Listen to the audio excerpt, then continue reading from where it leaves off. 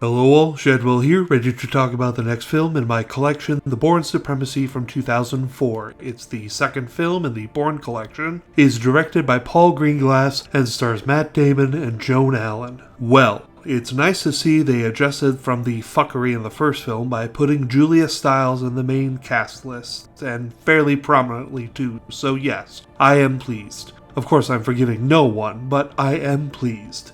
This film and its predecessor were game changers in the action genre, but I chose to talk about such things in this review because I had a bone to pick in that last review. A Julia Stiles is getting fucked over shaped bone. One thing the first two Bourne films introduced was cinematography that was wild, frenetic, constantly moving, and almost never on a tripod, dolly, or a Steadicam, which gives it an almost documentary look and feel, which was different than action movies before, but nowadays a lot of action movies use that same trick. Another thing the first two Bourne films did was shoot the action in an entirely different way than came before. Whereas the usual was to pull out to a wide shot of an action scene, the Bourne Identity and Supremacy dared to pull tight into the action and edit the scene extremely quickly, disorienting the viewer and putting them in the position of the character going through the action scene, which is just as disorienting an experience. Which is cool, but now every action movie copies it and it gets really annoying, but these first few times are revolutionary. The Bourne Supremacy specifically also muted the color palette of the entire film to bring attention to the script, not as much to the sets. It's subtle, but it's there.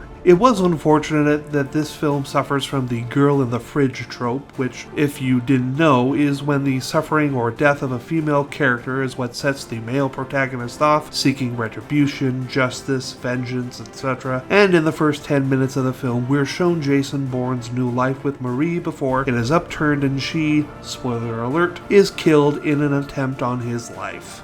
And it is only through this action that he decides to go out and get the CIA dips that were after him in the first film, not aware that they weren't the ones after him at this time. Which is one of the other cool things about this film, is that both sides, the CIA and Bourne, are against each other, but they are being manipulated into it, and both sides are just as good as the other, for a time at least.